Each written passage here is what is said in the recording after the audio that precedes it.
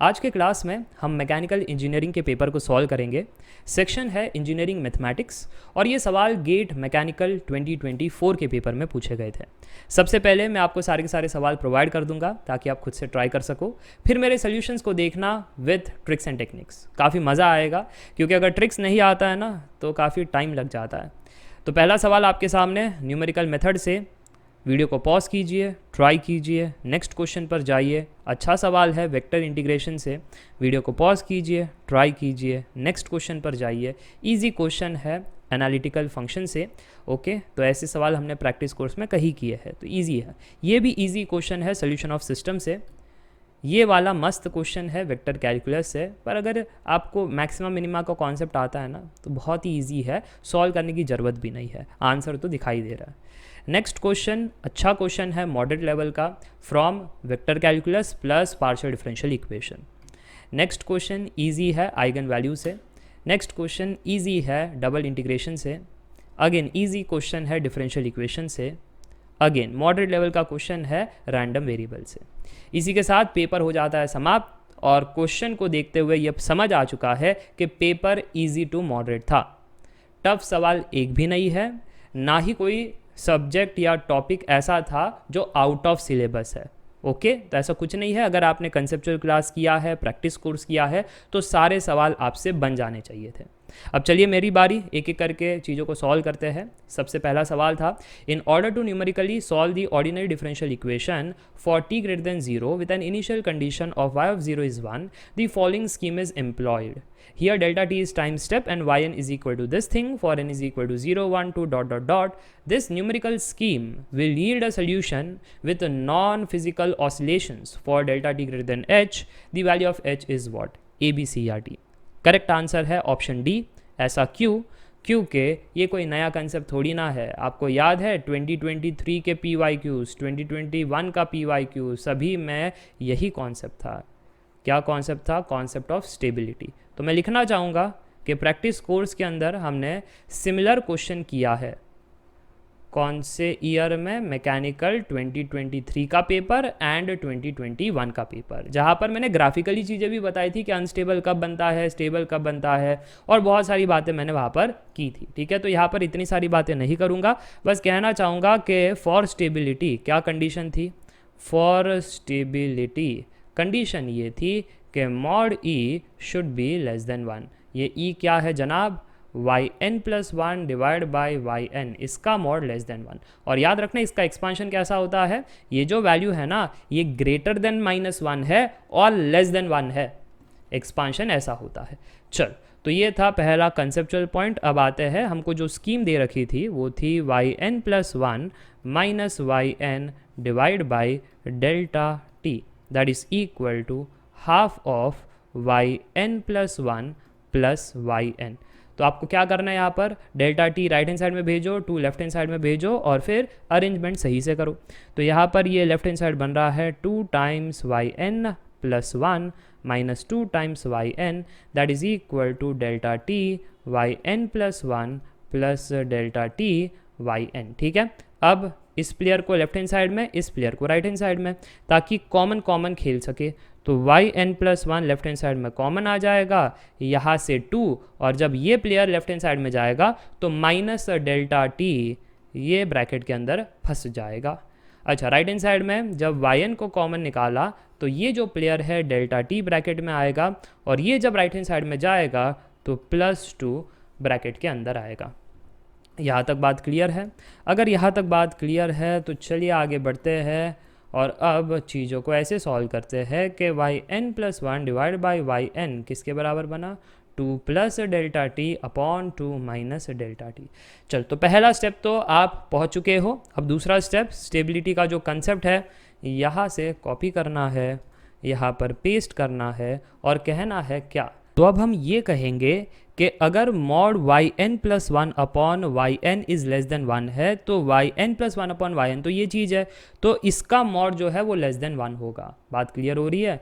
Therefore हम कहेंगे 2 plus delta T upon 2 minus delta T का जो मॉड है वो लेस देन 1 होगा। अब इसका जो एक्सपांशन है, जैसे मैंने कहा था कि ये वैल्यू जो है ग्रेटर देन -1 होगा, लेस देन 1 होगा, और उस हिसाब से आगे बढ़ना है। तो चलिए हम भी आगे बढ़ते हैं। क्या कहेंगे यहाँ पर? हम कहेंगे that 2 plus delta T upon 2 minus delta T, ये जो है ग्रेटर देन -1 है, लेस देन 1 है। अब एक स्टेप हम करेंगे यहाँ पर कि +1 इधर, +1 इधर, +1 इधर, ठीक है। ऐसा करने पर क्या होगा, चलो ध्यान से देखते हैं।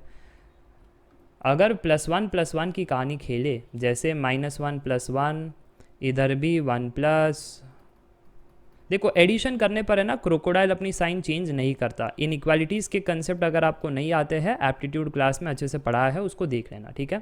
तो यहाँ पर -1 +1 ये हो जाएगा 0। मैं ट्राई भी कर रहा हूँ स्टेप बाय स्टेप चीज़ों को लिखूँ, ताकि आपको हर एक चीज़ समझ में आ जाए। ये वाली चीज़ इधर जाएगी तो न्यूमरेटर कैसा बनेगा इसका? न्यूमरेटर बनेगा 2 minus delta T plus 2 plus delta T. ये डेल्टा डेल्टा जो है कैंसिल हो जाएगा, 2 + 2 4 बन जाएगा। तो न्यूमरेटर क्या होगा इस टर्म का? 4 होगा। डिनोमिनेटर क्या होगा? 2 माइनस डेल्टा टी होगा। राइट हैंड साइड क्या होगा? 1 + 1 2 होगा, ठीक है। अब है ना, बहुत सारे स्टूडेंट क्या करते हैं मालूम है, अरे सर ईजी है, अब ये जो टर्म है ना वो इधर मल्टीप्लाई करो, इधर मल्टीप्लाई करो, इधर मल्टीप्लाई करो, और ये सब गलत है, क्योंकि वो टर्म पॉजिटिव है या नेगेटिव क्या पता। पॉजिटिव है तो क्रोकोडाइल का साइन वैसा का वैसा, नेगेटिव हो गया तो साइन चेंज हो जाएगा। आपको तो पता नहीं है ना, फिर कैसे कर लिया ऐसा? तो ऐसे इनइक्वालिटीज़ कैसे सॉल्व करें सर जी? ऐसे इनइक्वालिटी सॉल्व करने के लिए हम क्या करते हैं, इस टर्म का जो स्क्वायर है ना वो सब जगह मल्टीप्लाई करते हैं। इससे क्या होता है, इससे क्रोकोडाइल का साइन वैसे का वैसे ही रहता है। तो 2 माइनस डेल्टा टी का square into 0, 4 into 2 minus delta T का square divide by 2 minus delta T, और ये देखो 2 इंटू 2 माइनस डेल्टा टी का स्क्वायर। इससे जो क्रोकोडाइल का साइन है उस पर कोई भी अफेक्ट नहीं होता। समझ में आ रही है बात? और अगर हाँ, तो फिर आगे जा कर के अब हम इसको सिंप्लीफाई कर सकते हैं और कह सकते हैं कि left hand side 0 into constant is 0, और यहाँ पर कटेगा ये और ये कटेगा तो न्यूमरेटर जो है वो बनेगा 4 टाइम्स 2 माइनस डेल्टा टी, और यहाँ पर 2 इंटू 2 माइनस डेल्टा टी का स्क्वायर, ठीक है जी। अब आपके पास दो पॉसिबिलिटी बन रही है। पहली पॉसिबिलिटी है ये वाली, दूसरी पॉसिबिलिटी है ये वाली, तो दोनों को सॉल्व करना पड़ेगा। तो पहली पॉसिबिलिटी को सॉल्व कर लेते हैं इस प्रकार से। तो क्या यहाँ से बन रहा है? यहाँ से बन रहा है 0 is less than 8 minus 4 delta T, -8 -8 करोगे तो ये कट जाएगा, यहाँ पर -8 बच जाएगा, तो यहाँ पर ये -8 लेस देन -4 डेल्टा टी, ठीक है। अब ध्यान से देखना, अगर माइनस से मल्टीप्लाई करोगे ऑन बोथ दी साइड तो 8 और यहाँ पर 4 डेल्टा टी, और क्रोकोडाइल अपना साइन चेंज करेगा, बनाएगा इस प्रकार से। समझ में आ रही है बात? अब फर्दर कैलकुलेशन हम कह सकते हैं ना यहाँ से कि थ्रू आउट आप 4 से डिवाइड करो तो 2 is greater then delta T, यही होगा, राइट। सो डेल्टा टी जो है वो लेस देन 2 आ रहा है इस वाले स्टेप से। Delta t is less than 2 इस वाले स्टेप से। हमको ये थोड़ी ना चाहिए, हमको ये चाहिए ना कि delta t is greater than some constant, वो कांस्टेंट की वैल्यू क्या है ये हमको चाहिए। चलो, तो इससे तो नहीं मिला फर्स्ट वाले केस से, तो सेकंड वाले केस से मिल जाएगा। तो सेकंड वाले केस पर जाते हैं। अब देख पा रहे हो ना कितना लेंथी सवाल है? हाँ जी, स्टैंडर्ड मेथड से जाते हो तो यही सब कारनामे हमको करने पड़ते हैं, ठीक है। चलिए अब आते हैं हमारे सेकेंड स्टेप पर, जो था 4 माइनस डेल्टा टी जो है वो लेस देन, उसका स्क्वायर था ना, किसका स्क्वायर था? ये, ठीक है। 4 टाइम्स, अच्छा मैंने कुछ यहाँ पर गड़बड़ किया है, हाँ जी लिखने में सर जी आपने गड़बड़ कर दिया, ठीक है। एक बार वापस से देख लेता हूँ क्या चीज़ थी यहाँ पर। एक्चुअली ना कट पेस्ट का बिजनेस करना ही सही रहता है, क्या है फिर कोई हमारा केस में कैलकुलेशन का मिस्टेक नहीं होता है। क्या आगे पीछे लिखो, इससे क्या है थोड़ा सा, हाँ अब देखो यहाँ पर, तो हम कह सकते हैं कि ये है 2 1 जार और ये है 2 2 जार। इसमें कोई दिक्कत नहीं है, क्योंकि डिवाइड बाय 2 करोगे तो क्रोकोडाइल अपना साइन चेंज नहीं करेगा, ठीक है। तो यहाँ पर ये बना 2 into 2 minus delta t is less than 2 minus delta T का स्क्वायर। चलो एक्सपांशन करते हैं। अब इसको सबको मल्टीप्लाई करो तो 4 माइनस 2 डेल्टा टी, और यहाँ पर a माइनस बी दी होल स्क्वायर का expansion a square minus 2ab plus B square, ये कहानी बनेगी। अच्छा कुछ हो रहा है यहाँ पर, अगेन -4 करोगे ये कट जाएगा, ठीक है, कट जाएगा। क्या बचेगा? -2 delta t is less than -4 delta T plus delta T का स्क्वायर। अब plus 2 delta T plus 2 delta T, ऐसा करने पर क्या होगा, ये कटेगा, ये आपस में माइनस 2 डेल्टा टी बचेगा, राइट। तो अब हम कह सकते हैं, क्या कह सकते हैं यहाँ पर कि ये कैलकुलेशन करने से ये वाला लेफ्ट हैंड साइड ज़ीरो हो गया और राइट हैंड साइड में क्या बचा, -2 delta T plus delta T का स्क्वायर। तो हम ऐसा कह सकते हैं ना कि इसको ऐसा भी लिख सकते हैं, therefore delta T square -2 delta t is greater than zero. ये टर्म ग्रेटर देन ज़ीरो है, वैसे ही लिखा है। मैं स्टेप बाय स्टेप जा रहा हूँ। अगेन कुछ स्टूडेंट्स को ये स्लो लग रहा होगा, पर मुझे पता है कुछ डिप्लोमा के स्टूडेंट्स जिनका मैथ्स वीक है ना, वो स्टूडेंट्स के लिए सारे स्टेप समझना जरूरी है। सो डेल्टा टी कॉमन निकाल दिया, so delta T -2 is greater than zero. तो अब क्या कहते हैं मालूम, कुछ लोग delta t greater than zero और ये भी ग्रेटर देन ज़ीरो, ऐसा नहीं होता है। अब आपको यहाँ पर वेवी कर्व मेथड से जाना है और कहना है कि ये वाला टर्म ज़ीरो कब बनता है, ज़ीरो पर। ये वाला टर्म ज़ीरो कब बनता है, जब डेल्टा टी है हमारा 2, ठीक है। तो पहले उनको मार्क करना है। फिर रेंज मिल रही है कि लेस देन ज़ीरो एक रेंज, 0 से 2 की एक रेंज, 2 से ज़्यादा की एक रेंज, ऐसे 3 केसेस मिल रहे हैं। तो कौन सी केस है जो इसको सेटिस्फाई करेगी। देखो ये जो delta T less than zero है, ये किसकी लाइन है, ये डेल्टा टी की वैल्यूज़ की लाइन है, ठीक है। जब delta T less than zero है, जैसे -1 -2 ये सब पॉइंट पर होगा क्या, ये नेगेटिव रहेगा। और इसका कैलकुलेशन भी, जैसे इसको -1 रखा तो -1 -2 -3 आ गया, है ना, या -2 इसको रखा तो -4 आ गया। बेसिकली ये ब्रैकेट भी नेगेटिव रहेगा, so negative into negative positive रहेगा, which is greater than zero. तो जो delta T less than zero है वो सेटिस्फाई कर रहा है, ठीक है। अब क्या 0 से 2 वाला सेटिस्फाई कर रहा है, नहीं, क्योंकि अगर मैंने उसके बीच का वैल्यू 1 रख दिया तो ये पॉजिटिव, इसमें रखा तो 1 -2 negative, positive into negative is negative, positive नहीं होगा, कंडीशन सेटिस्फाई नहीं होगी, इसलिए ये वाला जो रीजन है ये वाला ये इंक्लूड नहीं होगा। ग्रेटर देन 2 भी इंक्लूड होगा, क्योंकि आप कैलकुलेट कर सकते हो, जैसे इसको अगर 3 रखा और इसको 3 रखा तो ये भी पॉजिटिव, ये भी positive, positive into positive is positive. तो यहाँ पर हम देख सकते हैं कंक्लूजन बना कि delta t is greater than 2, ये वैलिड है। तो 1 से हमको क्या समझ में आया, डेल्टा टी लेस देन 2, 2 से क्या समझ में आया, delta T less then 0, delta t is greater than 2। तो फाइनल जो कंक्लूजन है डेल्टा टी से ले करके फाइनल कंक्लूजन, ठीक है, फ्रॉम 1 and 2 क्या बना, फाइनल कंक्लूजन ये बना कि डेल्टा टी लेस देन 0 और डेल्टा टी लेस देन 2 में से हम जिसको चूज़ करेंगे वो है delta t is less than 0। क्योंकि अगर इसमें से देखा जाए तो डेल्टा टी 1 वैलिड है, 1 वैलिड हो गया तो इस चीज़ को तकलीफ़ आएगी, तो ऐसे तकलीफ़ वाले काम हमको चाहिए नहीं। इसलिए हम क्या कह रहे हैं, जो यूनिवर्सली यहाँ पर बैठेगा उसी को हम कंसिडर करेंगे। So delta t is less than 0 को कंसिडर करेंगे and delta t is greater than 2 को कंसिडर करेंगे। तो ये है हमारा कंक्लूजन, ठीक है। इस कंक्लूजन से हिसाब से हम कहेंगे कि गिवन क्या था, गिवन ये था ना, गिवन ये था कि delta t is greater than h, और हमने क्या फाइंड किया, we found delta t is greater than 2, therefore what is the value of h, therefore value of h is equal to 2, जैसे आप यहाँ पर देख सकते हो, ठीक है। इसलिए जो ऑप्शन डी है वो सही है। अब देखा जाए तो सर जी इतना लंबा चौड़ा, अरे ऐसा लग रहा है तो 10 मार्क का सवाल है। वाकई अगर आप स्टैंडर्ड अप्रोच से जाते हो ना तो वाकई ऐसा लगता है कि ये 10 मार्क का सवाल है, इसलिए कह रहा हूँ ये मेथड 1 हुआ। कौन सा मेथड 1 था, स्टैंडर्ड अप्रोच, डेल्टा टी पर कमेंट करने के लिए। हम ये सब नहीं करेंगे। और सिर्फ यहाँ तक मेथड 1 की बात नहीं है, एक्चुअली मेथड 1 की शुरुआत कहाँ से हुई थी पता है, मेथड 1 की शुरुआत यहाँ से ही हो गई थी, ये यहाँ से ही मेथड 1 की शुरुआत हो गई थी। मैं तो जाना भी नहीं चाहता था ये सब के लिए, बट क्या है कुछ स्टूडेंट नाराज़ हो जाते हैं अगर सिर्फ मैं ट्रिक्स दे दूँ, इसलिए मेरा तो हमेशा हर क्वेश्चन में प्रैक्टिस कोर्स के अंदर भी अगर आप देखोगे ना, मेथड 1 मेथड 2 सब कुछ दिया है ताकि आपको कहीं पर कन्फ्यूजन ना हो, सब कुछ आपको पता रहे। तो देखो यार यही से मेथड 1 की शुरुआत हो गई थी और मेरे को तो बिल्कुल पसंद नहीं है ये मेथड। तो अब हम जाएंगे मेथड 2 पर, ठीक है जी। तो एक काम करता हूँ, ये जो स्लाइड है इसी को कॉपी करता हूँ, इसको कॉपी किया, इसको यहाँ से हटाओ, इसको आगे बढ़ाओ, इसको हटाओ, और मेथड 2 बस इसी में ख़त्म हो जाएगा। मेथड 2 हमारा क्या है, ट्रिक्स का इस्तेमाल करो फिर विश्वास करो। देखो ट्रिक्स क्या कहता है कि ये टर्म एग्जिस्ट तब करेगा जब denominator is not equal to 0, ठीक है। अगर इसको एग्जिस्ट करना है then denominator should not be equal to 0, यानी 2 minus delta t should not be equal to 0, यानी delta t should not be equal to 2, right, यही होना चाहिए। अब ध्यान से देखना कि आप ये कह रहे हो delta t should not be equal to 2, इसका मतलब 2 हुआ कि डेल्टा टी ग्रेटर देन 2 हुआ या फिर डेल्टा टी लेस देन 2 हुआ, सही बात।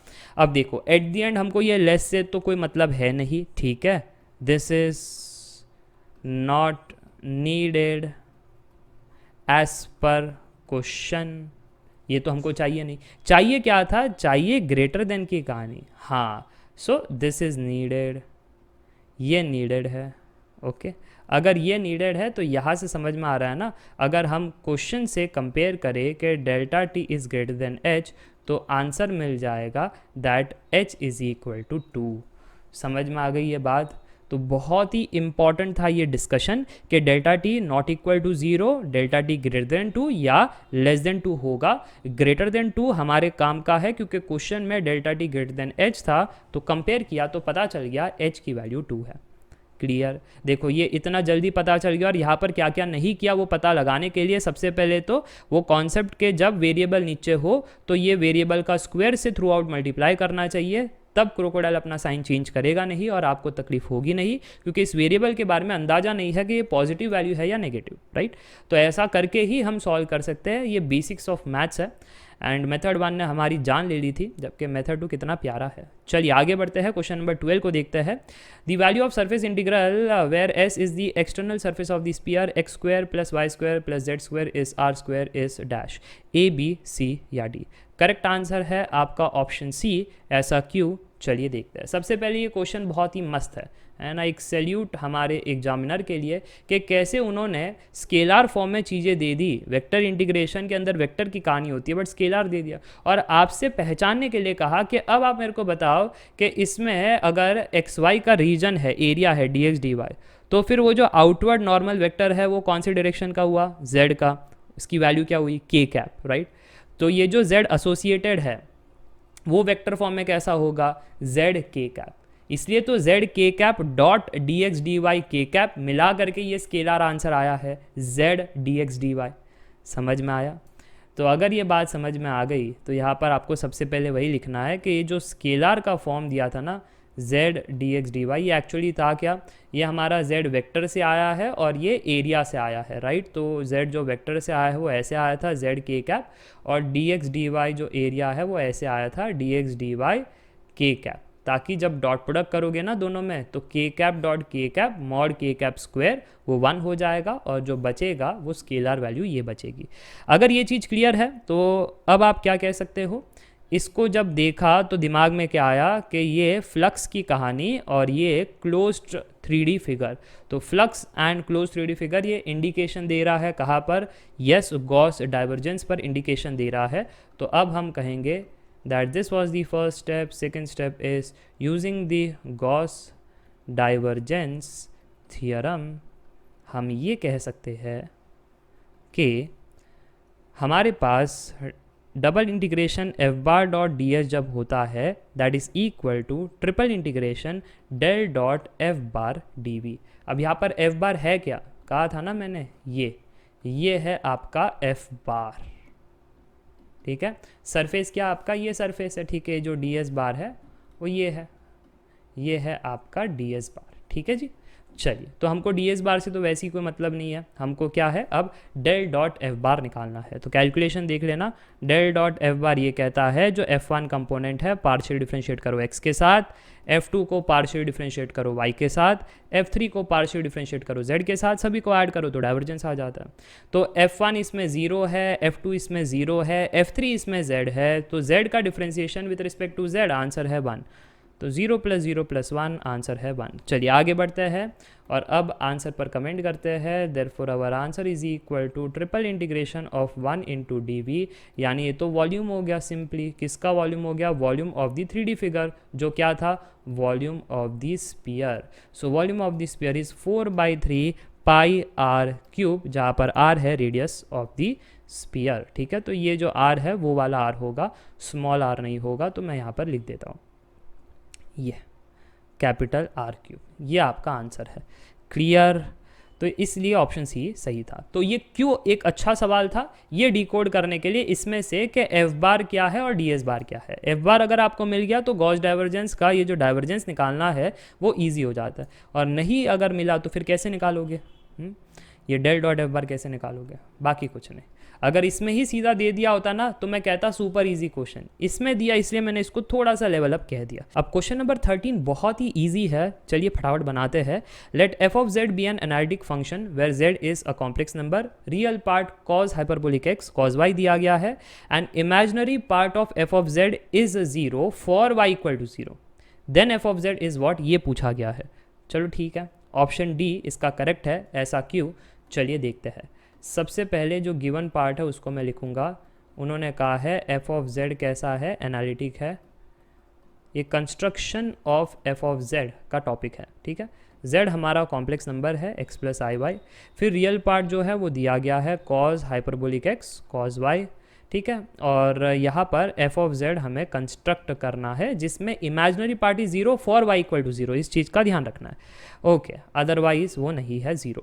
चलिए आगे बढ़ते हैं और स्टेप नंबर 2 के एफ डैश ऑफ जेड, जो एक हमारी नॉर्मल स्टेप प्रोसेस है एमटी थियरम मिलने थॉमसन, उसकी चर्चा करेंगे कि एफ डैश ऑफ जेड कैसा है, do u by do x plus i times do v by do x. अब ये पता नहीं है क्यों, क्योंकि रियल पार्ट दिया गया है तो do u by do x निकाला जा सकता है, do v by do x कैसे निकाले जी? नहीं निकाल सकते। तो अब इसको हम कहेंगे this is do u by do x plus i times minus do u by do y. ऐसे कैसे कह दिया सर जी? ऐसे मैंने इसलिए कहा क्योंकि कंसेप्ट था सी आर इक्वेशन का। सी आर इक्वेशन में यही कहा गया है ना कि do u by do y is minus do v by do x. अब उल्टा करने की बात है, देखो तो do v by do x को हमने क्या कह दिया, minus do u by do y. इतनी बात समझ में आ गई सी आर इक्वेशन से? और अगर हाँ तो अब नेक्स्ट स्टेप क्या होगा, डेरिवेट करने का स्टेप होगा और do u by do x do u by do y find करना होगा, ठीक है जी। चलिए आगे बढ़ते हैं। यहाँ पर जो u है वो है cos hyperbolic x cos y. So do u by do x कितना होगा, कॉज वाई कांस्टेंट होगा इसके लिए, इसका डिफरेंशिएशन हो जाएगा sine hyperbolic x. Sir minus नहीं होगा? नहीं, हाइपरबोला है ना, हाइपरबोला बड़ा मोटिवेशनल है, पॉजिटिव रहता है। अच्छा, do u by do y कितना होगा, उसके लिए कॉज हाइपरबोलिक एक्स कांस्टेंट होगा, इसका डिफरेंशिएशन जो है वो नेगेटिव साइन वाई हो जाएगा। बट याद रखना आपको क्या चाहिए, minus do u by do y, आपको चाहिए minus do u by do y. तो एक माइनस यहाँ पर रखोगे तो माइनस इंटू माइनस प्लस हो जाएगा, तो ये टर्म ओवरऑल प्लस हो जाएगा, ठीक है जी। चलिए अब फाइनली हम कह सकते हैं therefore f dash of z is equal to do u by do x की वैल्यू ये रही plus i times minus do u by do y की वैल्यू ये रही sine y cos hyperbolic x. अब जो मिलने थॉमसन थियरम है, M T theorem, ठीक है, एम टी थियरम वो ये कहता है कि x की जगह रखिए z और y की जगह रखिए 0 और फिर अब कंस्ट्रक्ट कीजिए f dash of z in terms of z, right. तो यहाँ पर अगर मैं देखूँ ध्यान से तो क्या हो जाएगा, y को 0 रखने पर साइन y 0 हो गया, राइट, साइन ऑफ 0 0 हो गया। इसलिए तो वो कह रहे थे ना कि जब y को 0 रखोगे तो इमेजिनरी पार्ट 0 होगा, तो देखो हो गया ना, इमेजिनरी पार्ट 0 हो गया। अब यहाँ पर ये बचेगा, ये तो 0 होने से रहा, ऐसा क्यों? क्योंकि cos 0 1 होता है और ये जो है वो साइन हाइपरबोलिक z बन जाएगा, राइट। सो ये बन जाएगा साइन हाइपरबोलिक z, ठीक है। तो ये बन गया और इमेजिनरी पार्ट तो 0 हो गया था। सो हमारा आंसर जो है एफ डैश ऑफ z वो इस प्रकार से आया है। बट हमको एफ डैश ऑफ z थोड़ी ना चाहिए, हमको तो एफ ऑफ z चाहिए। अरे तो अगर आपको एफ ऑफ z चाहिए तो इंटीग्रेशन कर लो, आंसर आ जाएगा integral f dash of z d z that is equal to integral sine hyperbolic z d z, right. So integration differentiation cancel, left hand side हमारा f ऑफ z हो जाएगा, right hand side cos hyperbolic z ये हो जाएगा, ठीक है। और जो प्लस c की कहानी है वो यहाँ पर रहेगी नहीं क्योंकि इनको चाहिए भी नहीं, ठीक है। तो यहाँ पर आप देख सकते हो कॉज हाइपरबोलिक z जो है वो हमारा आंसर है। So option D is correct. Easy, समझ में आया कैसे चीज़ें बनती है, कैसे चीज़ें सॉल्व होती है, और भी तरीके हैं, बट ये जो है ये फास्टेस्ट ही था, इसमें कोई तकलीफ नहीं थी, तो इस प्रकार से हमने सॉल्व किया है। प्रैक्टिस कोर्स के अंदर आपको ढेरों मेथड और भी मिल जाएंगे, जहाँ पर ट्रिक का इंपॉर्टेंस है वहाँ पर मैंने ट्रिक दिया है, जहाँ पर इतना नहीं है तो उसको हमने स्टैंडर्ड मेथड से भी बनाया है। चलिए आगे बढ़ते हैं। Question number 14, consider the system of linear equation. 3 equation दिया गया है, the value of a and b such that there exist a non trivial null space and a system admits infinite solution are what, A B C are T.